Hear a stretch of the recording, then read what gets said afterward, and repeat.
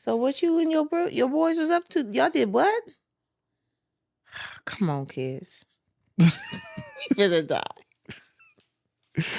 Yeah, I'm not even talking. I'm not even speaking on the way. We in the carriage.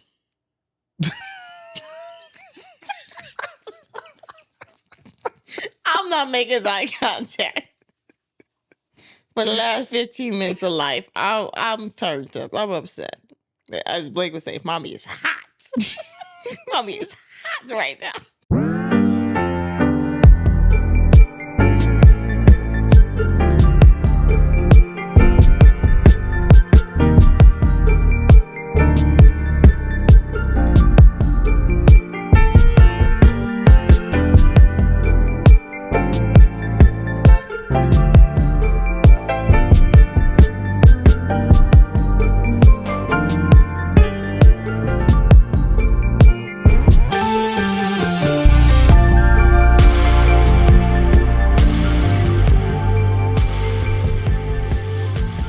Yo, welcome back to the Vibes Daily Podcast. It is day 263 of our year-long series we have titled Devoted, as we journey through the entire Bible from cover to cover, from Genesis to Revelation. You have joined us in the book of Daniel, and I am back again, joined by my wife Victoria, as we pick up here kind of in the middle of the book. Short book, only 12 chapters, so we'll actually get through this by the end of tomorrow.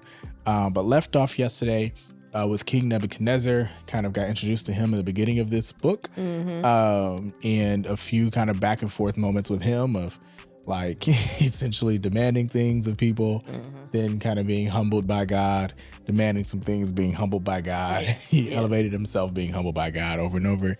And his son does not pick up the humility piece at all. He's learned no lessons. Yeah, he learned nothing from what he saw his father do, because we pick up here in chapter 5, and he holds this great feast, and then takes some of these artifacts, these things from God's temple in Jerusalem, and just uses it with, like, just completely disrespects it with his wives and concubines and all sorts of stuff there. And yeah, man, there's kind of a really creepy kind of paranormal activity type thing with handwriting on the wall and whatnot. What jumps out to you here in chapter 5 as we kind of get this interesting story of Belshazzar? Yeah. I don't think we've seen anything like this quite yet in scripture. I mean, we have the plagues, right? But this hand coming out of nowhere, writing on the wall, that's creepy. Yeah. Straight up, that's just creepy. Yeah. And so we haven't seen that. So much to the fact that, like he says in verse 6, his face turned pale. His thoughts so terrified him that he soiled himself and his knees knocked together. Yeah, that's like, yo. Talk about cartoon. Like for real. The king is like using the restroom on himself. That knees afraid. Knocking together. Yeah, like you said, it just definitely looks like what you would expect a sitcom or cartoon or something. Yes. So like.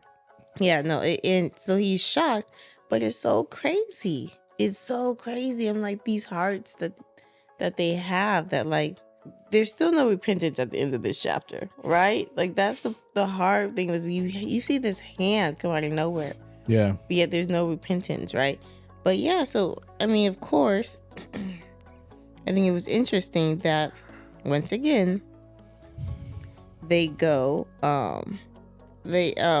wait, is this? Oh, yeah. His nobles were bewildered, right? In verse 8, all the king's wise men came in, but none could read the inscriptions or make its interpretations known to him. It's just crazy to me. It's like, why isn't Daniel amongst your wise men? Right? Where is Daniel? Oh, Daniel's... We gotta go find... We should never have to go find Daniel at this point. Yeah. I mean, I wonder if Daniel also chose that. Like... No, for real. Like, he like, I'm not gonna be up in there. Yeah. No, like, I'm about to remove myself. Yeah, I'm good. Oh, y'all gonna go get what? From the temples, what? I'm good over here. Yeah, I'll be over here praying to my Lord. Yeah, don't worry about for the 14th time today, because y'all need extra prayer. But yeah, no, it's a lot. But the queen, come on, wisdom with this queen. She comes in and is just like, no, go get Daniel. And which was interesting to me, because it was really hard for me to read this because Belshazzar, Daniel's name, is very similar to Belshazzar, King Belshazzar. I'm like, could y'all have given him something else? Whoa, yeah. It is. It was challenging. You have to read it a couple times. I had to read, look it back. Yeah. See, but yeah, so it was just like nobody knew once again, but now we're calling Daniel and he's giving this interpretation again. Yeah.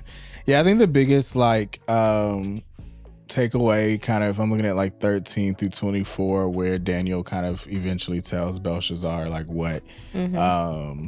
what the inscription means or the purpose of it. I think one of the biggest just practical takeaways, because one of the things Daniel says to him is, verse 22, but you, his successor Belshazzar, have not humbled your heart, even though you knew all this. Yes. Right? One of the big takeaways is you had an example before you. And we said the same thing in Ezekiel, because he mentioned this about Judah not paying attention to what happened to Israel. He said the same thing about Egypt not paying attention to what happened to Assyria, right? We kind of get the parable of the two sisters, the immoral sisters. It's constantly repeated that hey, learn your lesson from those that come before you, right? See what happens to them, man. You don't have to touch the fire to know that it's hot. You watch the person before you get burned. Just don't do it. And I think again, it seems repetitive and it seems silly and basic, but it is something that for whatever reason we don't always learn. And my prayer, man, is my biggest prayer for our kids. I'm please, just don't make the same mistakes I made. And I will tell you everything. I will tell you everything of how it happened and what happened. I won't hide a thing from you. But I will also tell you it was not worth it. If I could go back and do it all again, I would not do it, because it just wasn't worth it. And so just please don't make those same mistakes. But we're going to expect there's some things they're going to repeat and they're going to do, because it's just the nature of being a human for whatever reason. But I think these books just warn us, chapters like this just warn us, you don't have to do that. This is that saying that's it's smart to learn from your own mistakes. It's wise to learn from others' mistakes, right? That saying just it rings in my mind all the time, that you don't have to, because when you don't, the consequence here was great for him, right? The Lord's your days have been numbered, your kingdom has been numbered, right? You've been weighed on the balance and found deficient. Yeah. These words are heavy, right? And you're about to divide your kingdom and be given to the Medes and the Persians. Yeah. And that same night, he dies. Yeah. Yeah. Not before, or not. He doesn't die before elevating Daniel, though, to third ruler in the kingdom, which is kind of, again, just crazy. He gets to elevate him, and then he just dies that night. But yeah, even the difference between him and Nebuchadnezzar, right? Nebuchadnezzar was given time to repent. His vision was yeah, you're gonna get chopped down, but I'm gonna leave this stump and these roots, because ultimately I'm gonna restore you. And it's almost as if as God was introducing himself to Nebuchadnezzar in Babylon, I'm gonna give you some chances to kind of come back and give you this. Belshazzar is all right, no, you should have known better. You should have known. Because I gave Nebuchadnezzar the chances. I did this for him. At this point, you should have known better, but you chose not to. So yeah, on site. Yeah, right now. Yeah. And that's why I love that you pointed out 22, because it says even though you knew all of this. Yeah, you knew it all. No surprises here. Yeah. This wasn't new news to you. This was real. So, but he does die that night. And I will say that it was also listening to the audio version of this, and they kept calling this King Darius, but this is Darius to me, so he gonna be Darius. He been Darius all my life. He gonna be Darius all my life. I'm sorry, he the homie Darius. So I'm gonna say Darius. If y'all want to say it's Darius, y'all can do that. But just know that's who I'm talking about when I say Darius. The rest of this chapter. Big it's been Darius becomes Darius, who's a Mede by birth, actually a Persian by birth. He's the kingdom. He's pretty old, actually. Not life old, but old for a king being established. Most kings don't tend to get established at 62 is when he kind of becomes the king. And so again, no shot. I'm not saying he's an old person in general. Nope. He loves just want to be all the AARPs. Oh, I feel like I was trying to be sincere. I'm and sorry. You just threw a shot. I'm not really trying to. Because low key, I'd be looking like, oh, they get the discount. And I'd be like, I don't get the discount. I'm sorry. I'm sorry. Mom, Grandma, I love you guys. No shot. Yeah. You're well seasoned with wisdom. Amen. That's it. Okay. All right. I'm just saying. I wasn't. All right. I know my mom and grandma are watching, so. Yeah. I just wanted to be clear that it was just most time we don't see kings starting at that age. Amen. Specifically. But nonetheless, Darius, we get chapter 6, which is probably, if not the most famous, the second famous, depending on where you would put the 3 Hebrew boys in the fire versus Daniel in the lion's den. But story here where, again, Darius, he makes a decree. Now, to be clear to your point earlier, Darius was not necessarily motivated to make this decree. No. It started as a plot to ultimately get Daniel. Absolutely. And you've heard me say this 1,000 times. It's one of my favorite things about this particular book is that, like, I don't know, in my opinion. Oh yeah, I know what you're about to say. It is just amazing to think that if people were scheming against, like, you, me, in this case, Daniel, if the only thing they could come up with as a way to get you, like, caught up or arrested or whatever is to literally make prayer illegal. Right. Like, that's the only thing they could come up with, That's the man. only thing. They conspired. They held a council. They held a meeting. They talked about, and it was like, we trying to get Daniel. What ideas you got? Yeah, and they've been watching. Yeah, They were frustrated they were upset, and they're because like, he was trustworthy. There was no negligence or corruption was found in him. nothing wrong with him. And we know that because Ezekiel even put him on. We were talking about last book, right? Yeah. Ezekiel's putting him on the same level as, like, Moses and Job. Like, they was like, Daniel Daniel got all the wisdom. Daniel's that dude, He's right? your guy. He's But not I'm like- sneaking food into the movie theater. He's not doing it. It's So facts, if though. y'all missed that episode, That was Monday. So, But it's facts though. Like, that's like they're like, we can't even get him on. We can't get him on a speeding ticket. nope, We can't get him on his taxes. he's not jaywalking. Nope, You know, like, we can't he's get him walking on all the way around. taking the long crosswalk. way. It's 90 degrees outside. The long way every time. You know Every what I'm saying? He not taking soda from the fountain when he only got a water cup. Oops. You know what I'm saying? he not doing none of that. We can't catch him on nothing. The only way we gonna catch him up is if we make prayer illegal. Because the one thing we know he does is he prays every day, Every day, 3 times. Like verse 5. We will never find any charge against this Daniel unless we find something against him concerning the law of his God. That is crazy. That's I crazy. pray that I get to the point Please. that's what people say about me. Me Like, too. genuinely, I want, and I know that, I mean, it's a lot of work. That's a high standard. It's a high standard. But I pray that people were like, man, But with all things, we can do all things through Christ. like, his integrity is such that we can't do, like, the only way is if we make being a Christian illegal in some way. Like, but anyway, so this happens. They go to the king. They twist the word some to get him to make this decree. Darius is actually upset, like, when he finds out Daniel breaks He's it. so heartbroken. Like, he's actually hurt because he likes Daniel. Like, he's fond of him. I mean, he even when Daniel gets thrown into the lion's den, like, he, like, can't even eat that night. Yeah. You know what I'm It says saying? he set his mind, verse 14. As soon as the king heard this, he was very displeased. He set his mind on rescuing Daniel and made every effort until sundown to deliver him. So, like, not only was he upset, he was trying to bust homeboy out. Yeah. Like, okay, how do I done got myself into this with this signet ring of mine. Yeah. How do I get him out? And there was nothing. So then in verse 18, then the king went to his palace and spent the night fasting. No diversions were brought to him, and he could not sleep. Yeah. He was so concerned with his boy.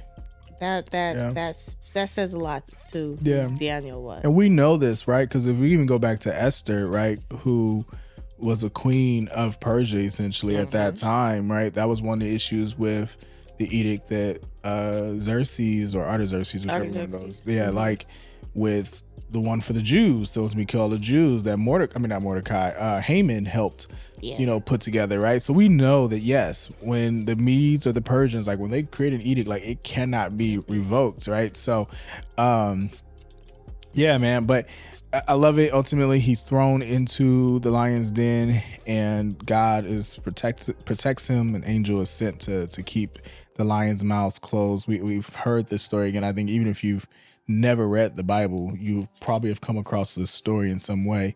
And yeah, Darius honors God as a result of this. I don't know. What do you think? Anything else you thought was interesting here in chapter 6? Any unique insights you got this time reading through? I didn't realize the first time that not only did these men get thrown into the lion's den, but their whole families. This is their children and their wives. That's a little harsh. That was super harsh. Yeah. Just to know that, like, not only did you guys do this to elevate yourself, but you got your whole family killed. Yeah. Over this foolishness, over jealousy. Yeah. Essentially, like, and I, they would do something like this because they're usually saying like your name is being wiped out, right? Like, so there's not going to be generations. We just going to stop the line of who you are. It's kind of why they would do that. But yeah, I can only imagine the conversation on the way to the lion's den. Like, so explain to me what happened? Because Daniel didn't do nothing wrong to them because he was blameless. Right. So what you and your boys was up to? Y'all did what? Come on, kids. We finna die. Yeah, I'm not even speaking on the way. We in the carriage.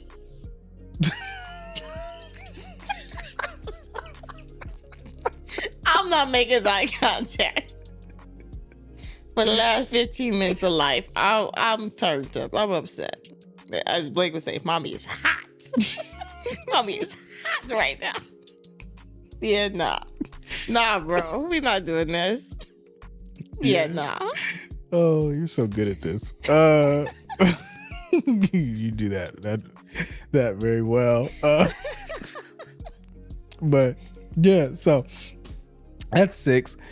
7 kind of turns a corner a little bit for us, to where we start to get these visions that Daniel has, and as you said, some of what's to come kind of soon. Some of that is later. This first one in 7 is these 4 beasts, a couple creatures that we're used to seeing in these images of God, like lions and eagles and things of this nature. But we get these 4 beasts that are representing of these kingdoms again, and ultimately again another very similar to the statue that Nebuchadnezzar saw in some way, right? As far as its message and its point. What do you find interesting here in chapter 7 as we get this this vision of these beasts? Yeah, I think it was interesting that number one, these beasts, they're all these like aggressive mammals, right? Like we've seen the lions before, we've seen like eagles and stuff before. Now we're seeing bears and leopards, right? But in verse 6, it says it had 4 heads and it was given dominion. And that stuck out to me. Now I know I've skipped a lot, but I think in the big context of all of this, the fact that it was given dominion is what stuck out to me. That like all of these were playing a part. Like they were allowed to have some type of ruling, right? That like it still points to the fact that God was still sovereign and in control, right? That like its dominion was not gained because of its might, but it was given from God to serve this purpose for whatever reason, right? Yeah. I mean, I think that's definitely notable, primarily because, of course, like again, if the point of this particular vision is to show these kingdoms that are coming And so you talked about kind of the dominion, that reign that it has, is specifically important. But I think, like, one of the things that is a challenge in these visions, as I kind of said earlier in Daniel, is like always trying to figure out what we take away from this. Because like whether it's this or even once we get to Revelation, and we talked about this a little bit with Ezekiel, these visions, they are, I don't want to say like vague, but like they're just the application from it is not always very clear, because like we get the interpretation, right? Starting in verse 15, like, first of all, he's distressed, and that was kind of one of the things that I thought was very interesting, is that like he's terrified by these, and also that he needed clarity. Yes. Right? Like he didn't understand it as he saw it eventually, right? Like he needed some clarification. Which is ironic for Daniel, because he always had the clarity. Yeah, but I think it came from God. Yeah, but I mean, I think it goes back to what we said before, right? Like he didn't consider himself more wise than anybody else. Like these things that were revealed to him weren't because he was more special. Right. It was just probably because, one, he actually sought the Lord, and then two, in this case, like he also even sought clarity. Yes. Like when he didn't know, like he admitted that he didn't understand it all. Yes. Like everything that came before him. And it goes back to some of that humility we saw in him, that he was willing to do that. But we get we get the clarification, and even verse 19 where he's like, I wanted to be clear specifically about this fourth beast. Yes. One that was different from all the others, right? Yes. Like Yeah. it's not just like I want to understand in part, like I want to understand completely what this means. And so I don't know, I just thought it was very interesting that they talk about this, but again, the whole point of it is speaking to not just the kingdoms that will come in the present and the near future, but also ultimately the kingdom that Jesus will rule. Yes. Right? That will come at a later time. So yeah, because we see that in verse 9, right, where the Ancient of Days, I had to look this up, was God, right? Yep. He took his seat, right, and his throne was flaming with fire and stuff. And then I think it was interesting, before it was like a river of water coming out of the temple that we saw in this vision with Ezekiel, but here we have a river of fire that was flowing out from his presence instead. And then, like I said, and then here we come, this Son of Man in verse 13, which is the Messiah. Probably believe they believe that he's speaking about the Messiah here, who's coming to approach God and who is being given dominion, right? So now the dominion is given to the Lord, not these beasts, right? To Jesus, and this glory and this kingdom that every people, nation, language should serve him, right? And his dominion's everlasting and will not pass away. I think in the midst of all that, I love that they placed that there, because as I was saying, like, yeah, here are these beasts, but don't worry, Daniel. Don't worry, people. There's hope, because in the end, God's going to come. He's going to sit on his throne. His son's going to sit at the right hand of him, right? And they will rule over all that you see is going on. And so, although Daniel, right after, is still his spirit is distressed, because he still doesn't really understand what this means. Like I said, what does this mean for me or my people, right? I think they just planted that little bit of like hope right there for us. Yeah. No, that's good. And I think you're right. And it's, like I said, it speaks of a time to come at some point. I do think it's interesting in general, and as we deal with some of the end times prophecy, that like, I think we often think of like the second coming of Jesus as like this joyful, freedom, type of thing. But like, all of the prophecy you read, like there is a time of like true like suffering before that, right? And that's where like he talks about, he gets this clarity on this fourth beast, but this fourth beast, like, he's going in like verse 23 is like, this fourth beast will be a fourth kingdom on the earth, different from all the other kingdoms, and it will devour the whole earth, trample it down. Like he will speak, verse 25, he'll speak words against the Most High and oppress the holy ones of the Most High. He will intend to change religious festivals and laws, and the holy ones will be handed over to him for a time and half a time.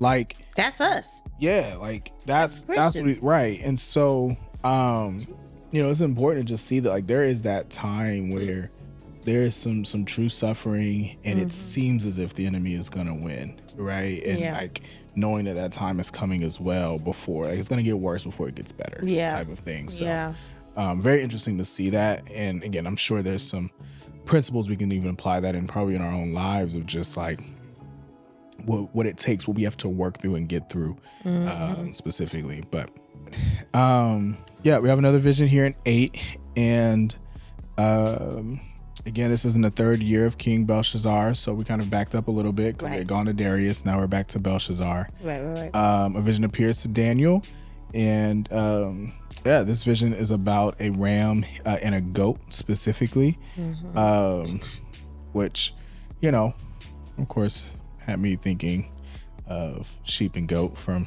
the parable of Jesus later. But yeah, what do you think was interesting here in chapter 8, as we get not just the vision itself, but its interpretation as well, which again, praise the Lord that God chose to give us these interpretations. Because without them. Because in Ezekiel, we didn't kind of get all the interpretations. We just got, here's the temple, what it's going to look like, and the city, and here's the stuff, but not necessarily knowing what all of it means. And even with the interpretation, I honestly had to have my study Bible out with some popcorn as I was reading just the commentary. That's hilarious. Like, I was reading the commentary like it was a novel, because I was like, now re-explain what they explained. That's hilarious. But yeah, what jumped out to you here in 8 as we close out today? So what jumped out to me first was that he was in the fortress city of Susa, which jumps out to me because when we were in Esther, Susa was a big deal. Like, that city kept coming up over and over. And so I was like, yes, that makes sense. Same time period-ish, and so that jumped out to me at first. But there's just this power that this ram had, like this, that no animal could stand against him. There was no rescue from his power, and that he did whatever he wanted, became great. I think it was just, this is interesting to me about like what this ram was able to do, right? So that was my first thing, and then how this goat comes and just like tramples him, throws him to the ground, tramples him. And then he becomes even more arrogant. And once again, I think the thing that just jumps out about each of these nations or kings they're speaking about is just this arrogance, right? That comes up. Like, they do whatever they want. They're treating people however they want to, whatever. And it was this arrogance when he becomes powerful. But ultimately, we learn that like this is a nation that it's going to get split in 4 other nations, going to grow up out of its head and all these things. But but in verse 11, this one horn here, in verse 11, that it acted once again arrogantly against the prince of the heavenly army. And so that definitely jumped out to me too. Yeah, I mean, I think, like you said, these visions, they're all very similar, like as far as its ultimate explanation. Again, back to the statue, back to these 4 beasts, and I think that's significant. I think one thing that just thought was interesting is that, like, verse 26, it says, the visions of the evenings and the mornings that have been told is true, but now you are to seal up the vision because it refers to many days in the future. And I don't know why that was so interesting that, like, when you think like the contrast of like in Ezekiel, who he's just like, go tell Israel this, go tell Judah this right now. But with Daniel, it's kind of like, nope, seal this up. Because they don't need it today. Kind of thing. And then that, like, I don't know, man, he was so overwhelmed by this that he became sick essentially. And then just got up and got back to work. But like, I just appreciate his humility. He still could not understand it. Like, despite the explanation, despite that, like, he's sitting here just like we are. Like you said, like, you go over here, you got commentary and all this other stuff. But he's just like, I still don't completely understand this and what it refers to. And again, I just appreciate that. And big picture, again, as a takeaway, like, for me, the encouragement is, even what God reveals, his expectation is not that we always understand. That part. Yeah. Right? Like, there are going to be things, we talked about it, I think we were in Isaiah, right? That my thoughts are not your thoughts, my ways are not your ways. Like, it's there's going to be times it's just beyond us. Yes. We don't get it. And that's okay. Because it may not be for us today. It may be for us next week, next year. It's 5 years, 10 years. It may be for somebody else. It may be something we just end up sharing with somebody and they get the revelation from it, right? Like, they understand it. Like, you know, how many times you just share something with somebody else and you were like, you realize that what you were told or what you saw wasn't about you, it was for them the whole time, right? And they're like, man, that's exactly what I needed to hear, you know, today. And so I just appreciate that, like, he was honest in that. He didn't understand it, because I think we don't get a lot of that from these prophets. Right. A lot of these prophets, we just get what they said and what they heard. We don't get a lot of like how they might have wrestled with what they saw or what they heard from God. And I appreciate Daniel sharing that. Just kind of like, I didn't even understand it, and it troubled me, and I was scared, and you know, all these other emotions that he kind of talks about through this I thought was huge. Yeah, because like I said in verse 15, it was I was watching the vision and trying to understand it. Yeah. And then here Gabriel has to come to try and explain it to him. Yeah. Which I appreciate once again that Gabriel, these names of these angels, they translate across books, right? Yeah. And so here we see Gabriel here. Gabriel also brings the news to Mary, right? That she's going to be giving birth to a son. It shows up by Joseph. Like these angels be around. Yeah. And so I'm excited to talk about that tomorrow's. And Mikey, my favorite angel. Michelangelo. Michael. Okay, just Michael. I'm sorry. He's heavily big, man. I'm sorry. I know he's the archangel, so like I can't we not on that terms. But they said that he's our angel. Like he fights for us. So I felt like we was on like first name, like nickname. You got my back? You back there? Where you at? Anyways, that's it. Well, that brings us to the conclusion of today's podcast episode. We have 4 more chapters to go, and Daniel will pick up on chapter 9 tomorrow and bring this week to a conclusion and this book to a conclusion. Yeah. But again, appreciate you joining us. Hopefully this was helpful for you in your reading. And come back and see us tomorrow as we close it out. But until then, take care. Thank you for joining us for the Vibes Daily Podcast. Be sure to like, comment, and subscribe on your favorite podcast platform, or download our favorite, the Vibes Church app. Visit vibes.church/devoted for additional episodes, notes, details, and the latest merch. Join us next time as we continue our journey through the Bible. Take good care.